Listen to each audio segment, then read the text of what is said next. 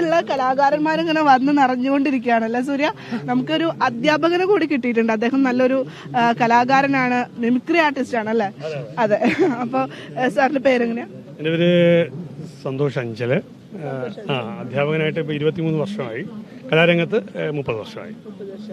Sir stage show ഒക്കെ ചെയ്യാറുണ്ടോ? സ്റ്റേജിൽ കൂടുതലും ചാനലിലാണ് ഷോകൾ ചെയ്യാറുള്ളത്. സ്റ്റേജിലും ചെയ്തിട്ടുണ്ട്.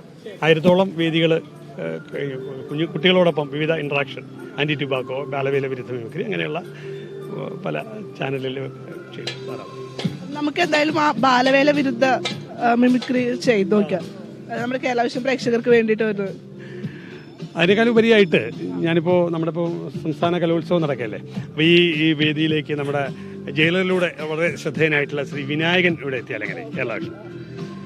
ഒരുപാട് സന്തോഷമുണ്ടോ? കാരണം എനിക്ക് അവാർഡ് കിട്ടുന്ന സമയത്ത് അവിടെ സൂപ്പർ സ്റ്റാറുകളില്ല, മെഗാ സ്റ്റാറുകളില്ല, ആരുമില്ല. ഇത് ആശ്രമത്തിൻ്റെ മധ്യത്തിൽ വളരെ കമനീയമായൊരു വേദിയിലേക്ക് കേരളാവിഷന് വേണ്ടി വന്നതിൽ ഒരുപാട് സന്തോഷമുണ്ട്. ഇവിടുത്തെ സ്റ്റാറുകൾ എന്ന് പറഞ്ഞാൽ കുട്ടികൾ തന്നെയാണ്. അതുകൊണ്ട് ഒരുപാട് സന്തോഷം. മനസ്സിലായോ സാറേ? സാറേ മനസ്സിലായോ? അതാണ്. വേറെ എന്താണ് സാർ ചെയ്യാൻ? നമ്മുടെ ഇപ്പോൾ ഒരുപാട് വേദികൾ ചെയ്തതാണ് നമ്മുടെ ഉമ്മൻചാണ്ടി സാറിൻ്റെ അതേ ഒരു എന്ത് സ്ഥാനം കിട്ടിയിട്ടും ജനങ്ങള് വെറുത്ത് കഴിഞ്ഞാൽ അതിലെന്തെങ്കിലും പ്രയോജനമുണ്ട്. ഒരു സ്ഥാനമില്ലെങ്കിലും പ്രവർത്തകരുടെ സ്നേഹവും ജനങ്ങളുടെ കരുതലും ഉണ്ടെങ്കിൽ അതിലെന്തെങ്കിലും കുറവുണ്ട്. അതാണ് എൻ്റെ തിയറി. സൂര്യക്ക് എന്താ ചോദിക്കാനുണ്ടല്ലോ?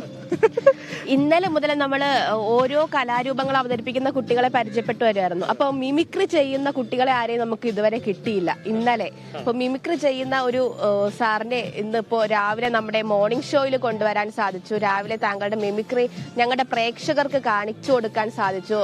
ഭയങ്കര സന്തോഷമുണ്ട്. ഇനിയിപ്പോൾ എന്താ ഇന്നത്തെ പരിപാടി? എന്താ ഒരുപാട് ചാനലുകളിലെ പല പ്രോഗ്രാമിലേക്ക് പങ്കെടുത്തു. ഇനിയിപ്പോൾ തിങ്കളാഴ്ച സ്കൂളിലേക്ക് എത്തണം. 2 ദിവസത്തെ മിമിക്രിയും കാണാൻ നാളെ വന്ന്. അപ്പോൾ കുട്ടികളോട് എനിക്ക് പറയാനുള്ളത് ധാരാളം നമ്മൾ വാർത്ത നന്നായിട്ട് വായിക്കുക, നന്നായിട്ട് ന്യൂസ് പേപ്പർ വായിക്കുക, അറിവ് ശേഖരിക്കുക. അതൊക്കെയാണ് എനിക്ക് കുട്ടികളോട് പറയാനുള്ളത്. നമുക്ക് കേരളാവിഷനോട് ഇത്രയും നേരം പങ്കെടുത്തതിൽ എനിക്ക് ഒരുപാട് സന്തോഷം. ഞങ്ങൾക്കും സന്തോഷം സാർ.